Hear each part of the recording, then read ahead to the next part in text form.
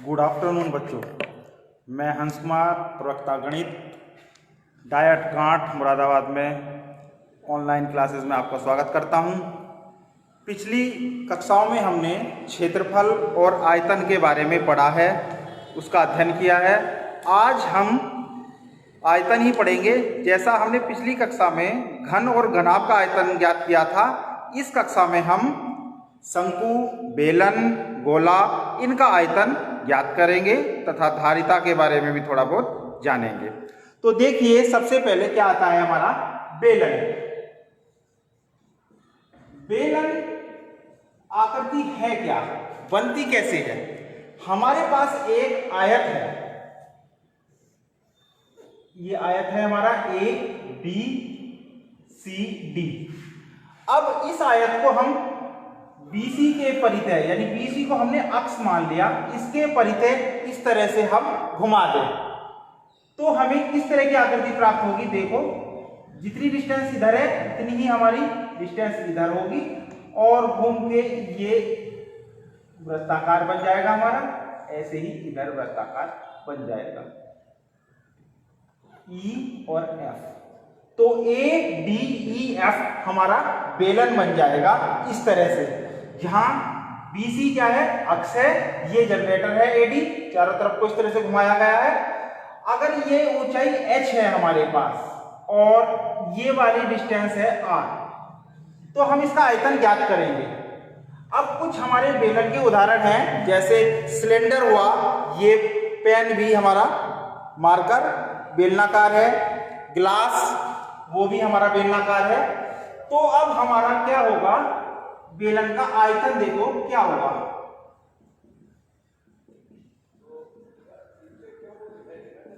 बराबर आधार की त्रिज्या, आधार की त्रिज्या गुणा ऊंचाई। अब देखो, इसका आधार क्या है, वृत्त है, और वृत्त आधार का क्षेत्रफल, आधार का क्षेत्रफल। अब इसमें आधार क्या है, हमारे पास वृत्त है, और वृत्त का क्षेत्रफल क्या होता है, पाई r स्क्वायर, और ऊंचाई हमने h मान रखी है, तो पाई r स्क्वायर h घन इकाई बेलन का आयतन होगा, बेलन का आयतन। एक चीज और ध्यान दो, अगर इस बेलन को इसके आधार के समांतर काट दें, आधार के समांतर इस तरह से काट दें, तो जो परिच्छेद होता है वो भी एक वृत्त होता है। अगर इसी बेलन को हम ऊंचाई के परितः काट दें, ऊंचाई के समांतर काट दें, तो हमें ये आयत प्राप्त होता है। बेलन का आयतन हमारा हो गया। इसके बाद आता है हमारे पास खोखला बेलन।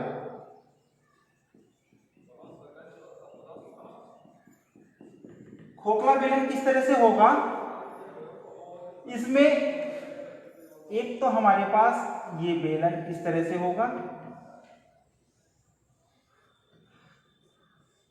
ये इस तरह से आकृति बनती है हमारे पास।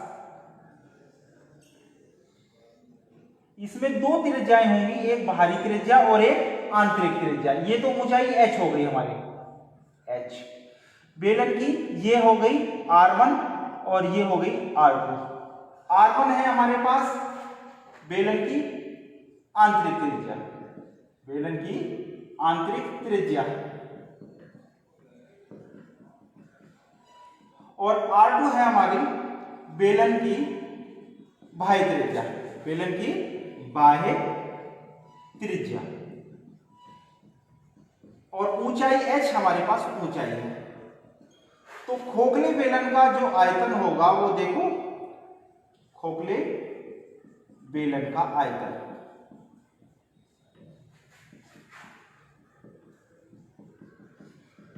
तो इसमें क्या होगा, पहले भारी आयतन, भारी जो हमारे पास बेलन है उसका आयतन माइनस आंतरिक, बाहरी बेलन का आयतन माइनस आंतरिक बेलन का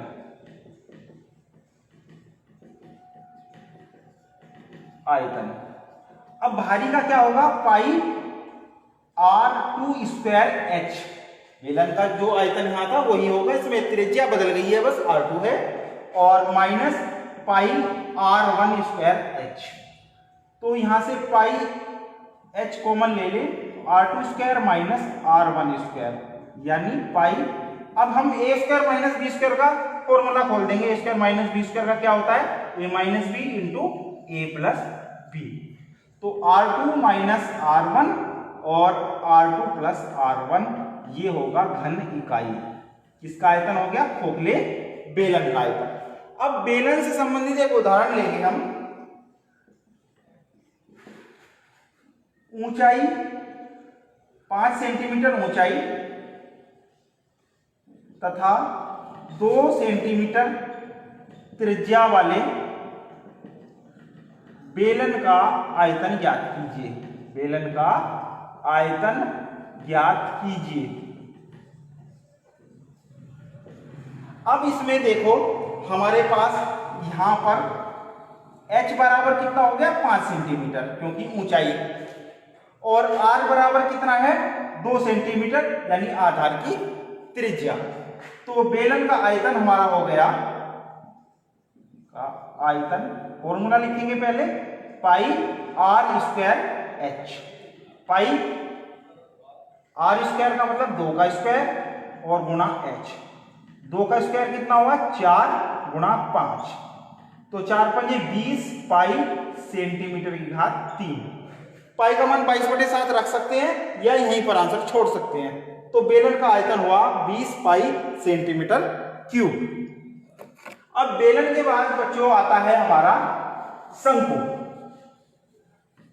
अब शंकु का अध्ययन करेंगे। शंकु क्या होता है? शंकु हमारा बनता कैसे है? एक हमने लिया समकोण त्रिभुज ए बी सी, हमने समकोण त्रिभुज लिया। अब समकोण त्रिभुज में समकोण बनाने वाली भुजा को अक्ष मानकर, इसको अक्ष मान लिया, इसको घुमा दिया हमने, त्रिभुज को घुमा दिया इस तरह से राउंड करके। तो उसी तरह की आकृति इधर बनेगी, तो इस तरह का हमें ठोस प्राप्त होगा।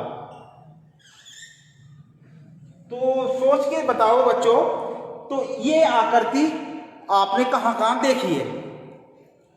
तो ये आकृति हमारी जोकर की टोपी देखी होगी आपने। जोकर की टोपी भी शंकु के आकार की होती है। और आइसक्रीम का कोन, आइसक्रीम का कोन भी हमारा शंकु के आकार का होता है। अब देखो इस तरह की जब आकृति है, इसे बोलते हैं हम इसे आधार। आधार ये हो गई हमारी ऊंचाई, इसे बोलते हैं तिर्यक ऊंचाई। तिर्यक ऊंचाई यानी तिर्यक ऊंचाई को L से डिनोट करते हैं। आधार की त्रिज्या जो होगी वो हम R से डिनोट करेंगे और ऊंचाई को H से, यानी हमारी ये H हो गई और ये हो गई हमारी L।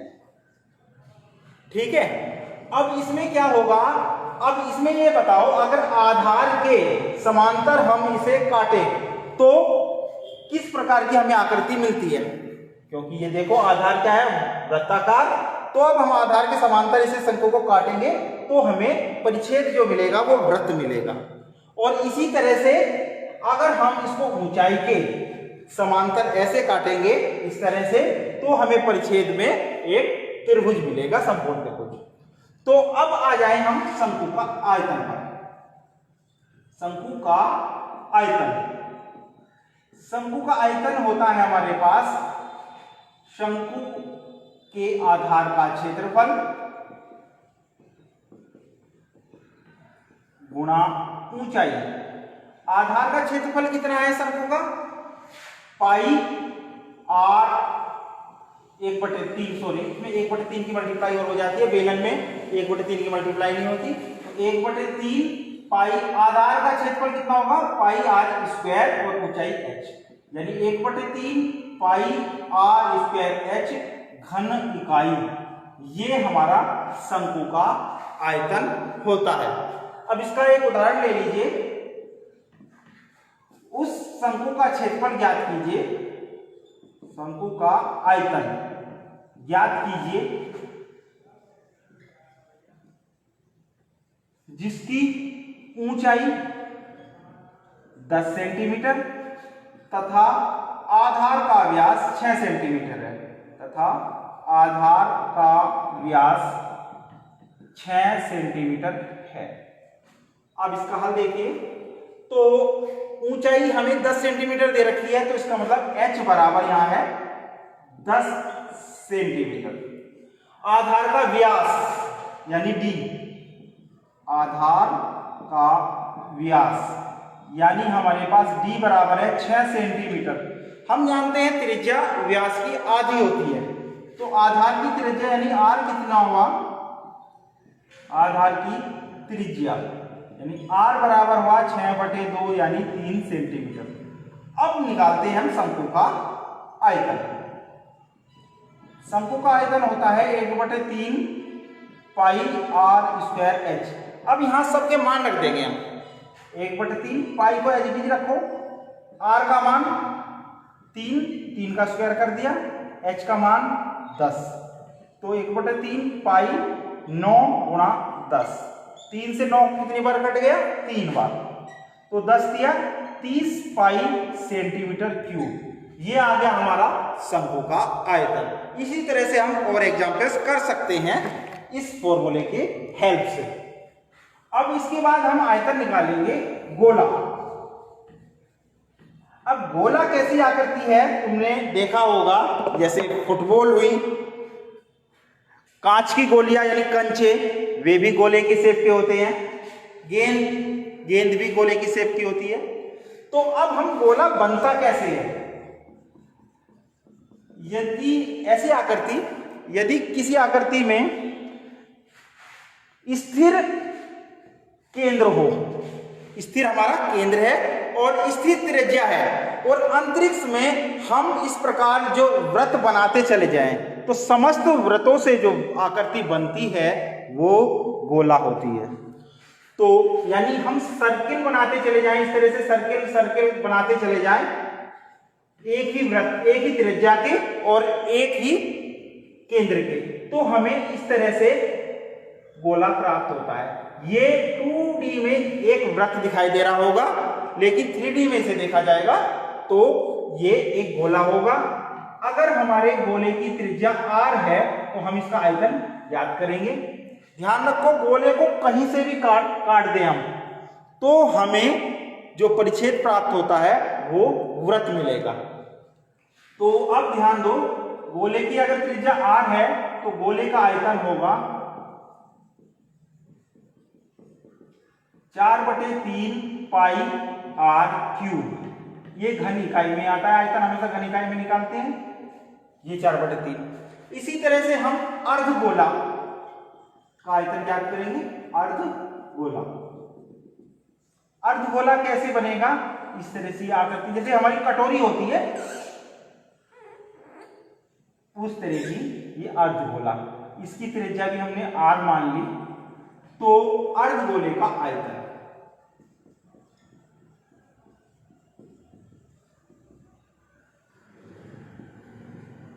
क्या होगा, क्योंकि ये आधा है गोले से, तो इसका आधा कर देंगे 4/3 का, आधा क्या होता है 2/3 पाई r क्यूब घन इकाई।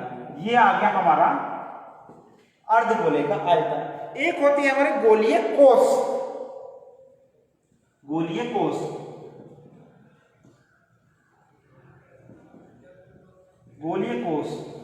कोष क्या होती है, इस तरह से होगा, एक इसमें बाहरी परत होगी और एक आंतरिक होगी, इस तरह से खोखला होगा यानी गोला, उसे गोलीय कोष बोलते हैं, खोखला। अब इसमें मान के चलिए आंतरिक त्रिज्या r1 है और बाहरी त्रिज्या इसकी r2 है, तो इसका आयतन क्या होगा गोलीय कोष का आयतन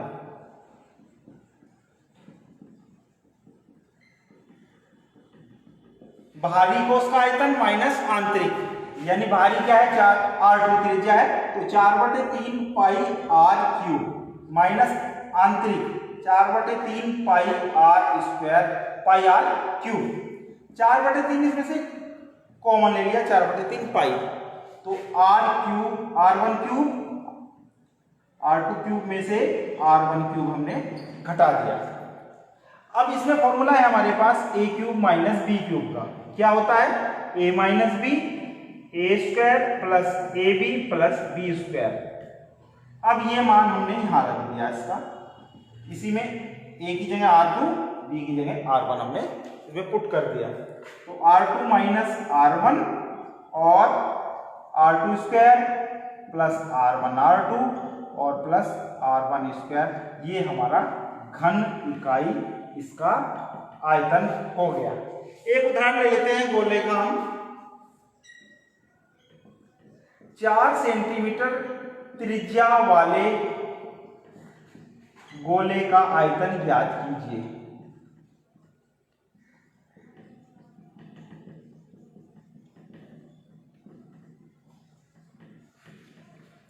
हल देखिए इसका। तो यहां पर हमारा r का मान कितना हुआ, 4 सेंटीमीटर। अब गोले का आयतन याद करेंगे। 4/3 पाई r क्यूब, तो 4 गोले का आयतन आ गया। तो इस तरह से आज हमने 3 ठोसों का आयतन ज्ञात किया, बेलन, शंकु और गोला। ये इसी के हैं पार्ट, अर्धगोला और गोलीय कोष्ठ। तो इसकी सहायता से हम बाकी उदाहरण को कर लेंगे। अब आयतन के बाद बच्चों हम देखते हैं धारिता। इस चैप्टर का जो आखिरी टॉपिक है वो है धारिता। आखिरी कॉन्सेप्ट है धारिता यानी कैपेसिटी।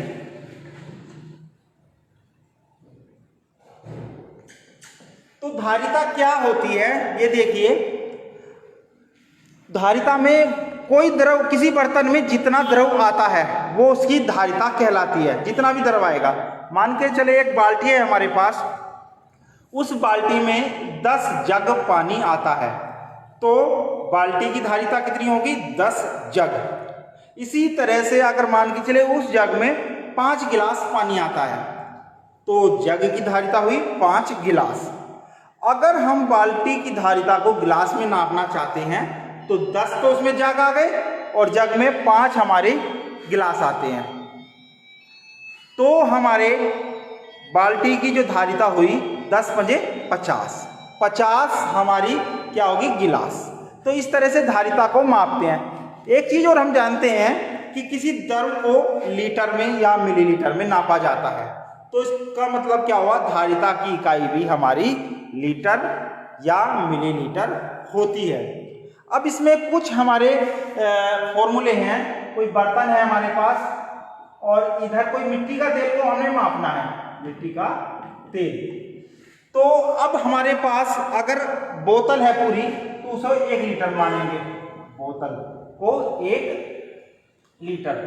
और एक अर्ध बोतल है, अर्ध बोतल, उसको आधा लीटर मानकर चलेंगे, अर्ध बोतल को आधा लीटर मानकर चलेंगे। इसके बाद है कनस्तर। कनस्तर में बच्चों 22 लीटर लगभग मिट्टी का तेल मान के चलते हैं। 22 लीटर मिट्टी का तेल मानकर कनस्तर में हम चलते हैं। अब देखो इसमें हम एक सवाल देखेंगे, इसके आधार पर एक उदाहरण है हमारे पास। 1 लीटर तेल का मूल्य कितने हैं, 5 रुपए है। तो एक कनस्तर मिट्टी के तेल का मूल्य ज्ञात कीजिए। तेल का मूल्य ज्ञात कीजिए। तो हम जानते हैं एक कनस्तर में कितना आता है, एक कनस्तर बराबर कितना हो गया, 22 लीटर उसमें हमारा मिट्टी का तेल आता है। तो एक कनस्तर मिट्टी का तेल का मूल्य कितना हो जाएगा, मिट्टी के तेल का मूल्य बराबर 1 लीटर का कितना है, 5 रुपए। 22 लीटर का कितना हो जाएगा, 22 गुणा 5, तो कितना हुआ, 22 पंजे 110, इतने रुपए। तो एक कनस्तर मिट्टी का तेल का मूल्य होगा 110 रुपए। तो ये हमारा चैप्टर आज यहाँ पर कंप्लीट होता है। नेक्स्ट चैप्टर के साथ हम पुनः हाजिर होंगे। धन्यवाद।